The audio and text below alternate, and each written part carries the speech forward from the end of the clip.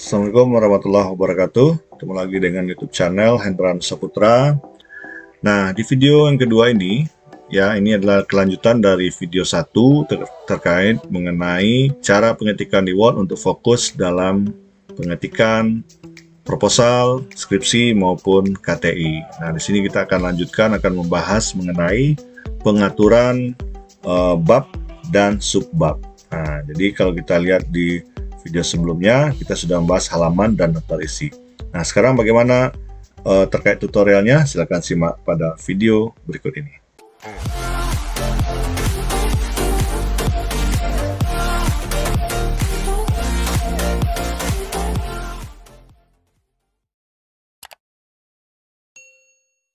Kita mulai. Nah, bagi kawan-kawan yang ketemu dengan video ini langsung di part 2 atau video bagian 2, sebaiknya disimak dulu video part 1 supaya nanti kelanjutan file ini bisa diikuti dengan baik. Nah, kita bisa memperjelas terkait mengenai bab dan subbab ini. Nah, kita akan mulai mengatur di sini yang kalau kita lihat di bagian pendahuluan biasanya itu adalah terkait bab 1, kemudian tunjang pustaka bab 2, kerangka konsep, bab 3 dan seterusnya. Jadi itu ada tambahan bab di depannya. Nah, untuk kali ini kita tidak akan ngetik bab 1 itu secara manual, kita akan buat dia secara otomatis. Nah, bagaimana caranya? Ya, kita tempatkan dulu di bagian kursor kita di bagian pendahuluan ini.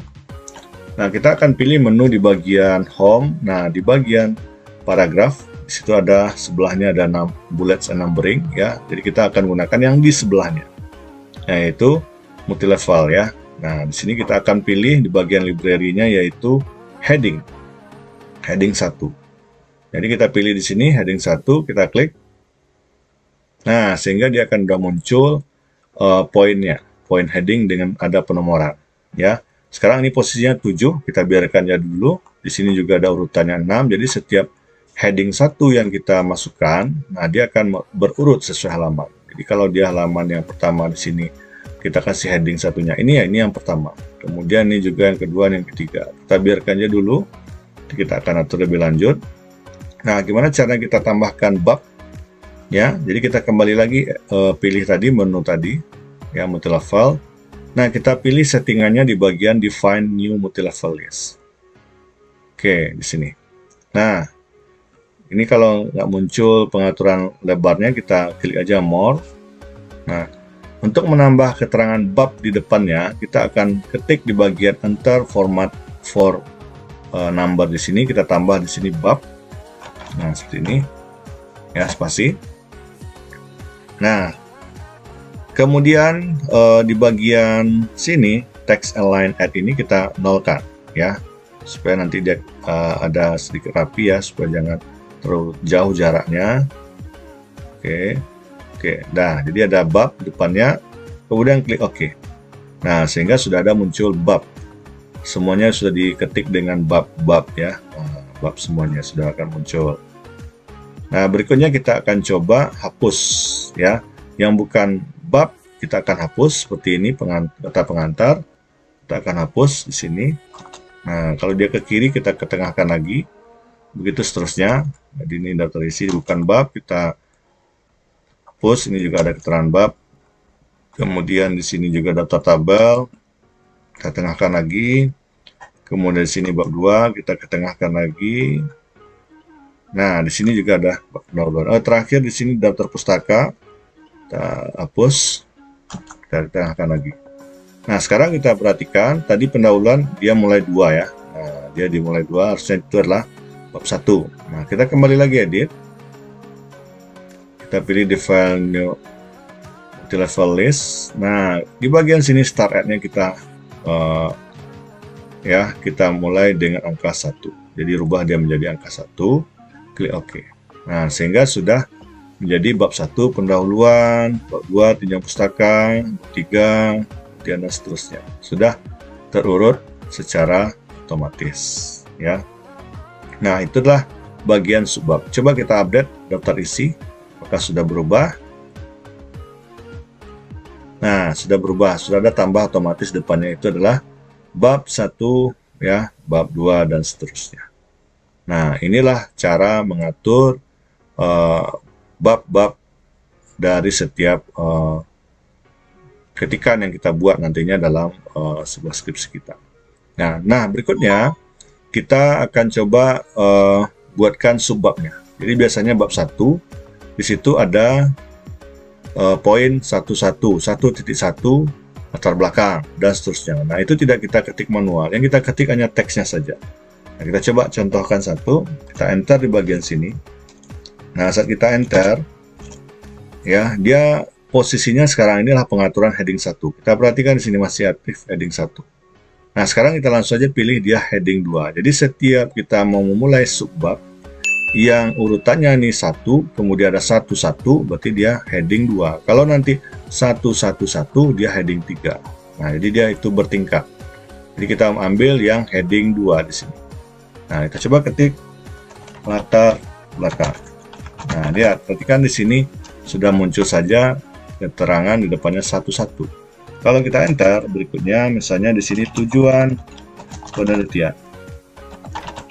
Nah, dia otomatis akan nambah karena posisinya sekarang ini masih heading 2. Kemudian yang ketiga di sini misalnya rumusan, ya, rumusan masalah. Nah, seperti itu. Nah, dia sudah berotomatis. Nah, untuk pengaturannya merubah di sini secara default, kita atur heading 2-nya, kita modify. Nah, kita atur dia tadi hurufnya standar sesuai pedoman. Nah, misalnya 12, ini bold, ini kemudian hitam, kita oke-kan. Nah, sehingga dia sudah ada pengaturan seperti ini, ya. Nah, nanti kelanjutannya nanti, ya, misalnya ruang lingkup, nah, otomatis dia akan nambah seterusnya. Nah, bagaimana nanti pengetikannya? Kalau kita enter terus, ngetik gimana nanti dia akan berubah. Nah, kita harus matikan dulu heading 2-nya menjadi normal. Jadi misalnya kita udah mulai ngetik nih, udah membuat dia menjadi kerangka seperti ini, kita udah mulai ngetik. Kita ketik di sini misalnya ya tentang penelitian adalah, nah seperti itu ya. Nah, kalau dia belum kembali normal, kita normalkan dulu. Nah, biasanya di sini fontnya kan sudah default ya, ada dari Word-nya. Kalau kita mau standarkan dia menjadi teks ya, dengan font Times New Roman, ya kita ambil aja normal ini, kita atur di sini modify ya, kita atur dia menjadi Times New Roman, hurufnya 12 ya, kemudian kita klik OK. Nah, sehingga dia sudah atur sendiri ya, kita langsung ketik kayak biasa. Nah, dan seterusnya ya. Nah, nanti itu juga di bagian tujuan penelitian kita ngetik ya, seterusnya. Nah, tujuan penelitian misalnya tujuan 1, tujuan 2 ya, bisa pakai nomor ya kayak biasa saja. Nah, kalau dia masih ada huruf seperti ini ya kita matikan heading satunya dulu, kita normalkan. Nah, kita ambil di sini nomor 1.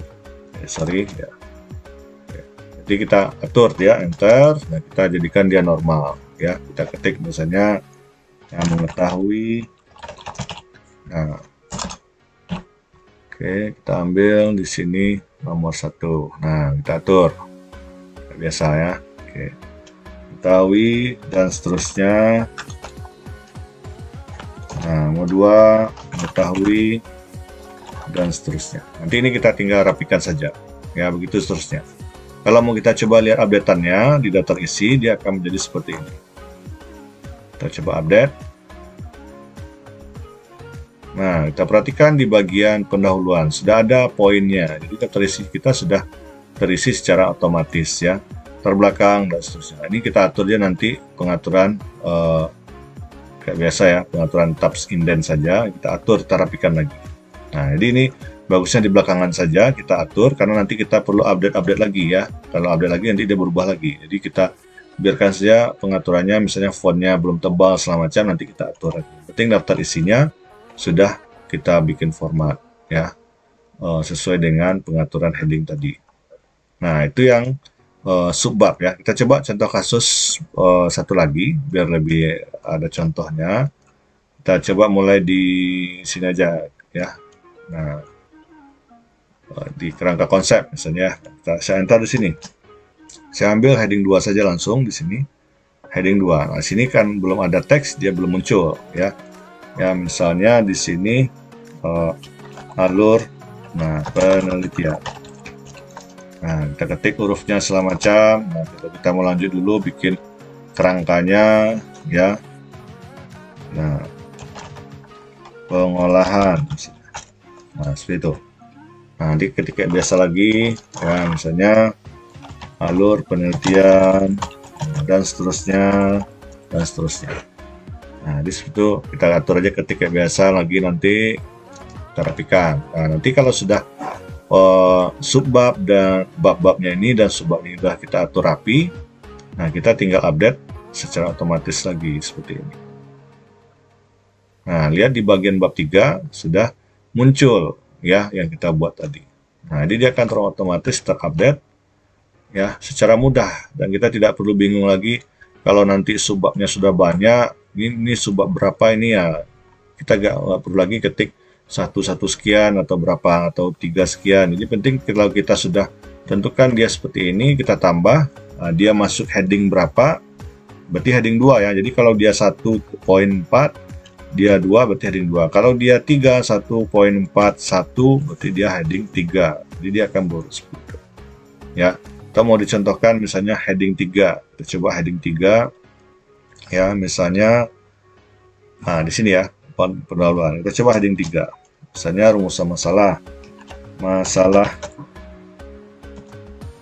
data misalnya. Nah, kita coba langsung ambil heading 3. Nah, lihat di sini 131, tambah lagi misalnya masalah dokumen. Oke. Nah, seperti ini. Kita coba atur rapi lagi supaya biar default untuk semuanya, karena heading ini kita perlu atur modifier lagi. Nah, kita ambil lagi teksnya, kemudian bold, kemudian warnanya hitam. Oke. Nah, seperti itu. Jadi dia akan urut. Kalau dia posisi dia di heading 2 tadi di sini 13, kalau di 3 dia urut 131. Begitu seterusnya. Ya, kalau kita update lagi nanti daftar isinya. Nah, kita update. Kemudian kita pilih di sini lagi. Nah, lihat di bagian rumusan masalah tadi dia sudah berurut seperti ini lagi. Ya, sudah otomatis. Rumusan masalah subbab. Ya, 13, subbabnya lagi 131 dan seterusnya. Dia apapun itu nanti kalau mau kita tambah lagi subbab-subbab lain, dia menjadi urutan poin mana ya, kita tinggal pilih saja. Kita tentukan saja nanti dia di bagian heading mana dia berada. Yang jelas setiap setiap bab itu dia pasti heading 1 ya. Turunan dari bab itu dia heading 2. Kalau ada poin lagi yang seperti ini, dia menjadi heading 3 ya. Begitu seterusnya. Mau lagi nanti 131.1, 131.12 heading 4 ya, dan seterusnya. Ya, kira-kira itu penjelasan kita terkait mengenai pengaturan bab dan subbab. Mudah-mudahan ini bisa terpahami ya, dan sudah bisa mulai langsung ngetik isi-isinya, jadi tidak memikirkan lagi format-format seperti ini, dan kita sudah bisa langsung rapikan ya, tinggal poles-poles sedikit, ketikanya sudah menjadi rapi. Nah, itu bagian video kedua. Next, silakan tunggu video bagian 3, kita akan coba bahas mengenai pengaturan untuk daftar tabel dan daftar gambar secara otomatis ya. Terima kasih, jangan lupa klik like ya, komen juga ya, dan jangan lupa subscribe ya. Terima kasih atas perhatiannya. Assalamualaikum warahmatullahi wabarakatuh.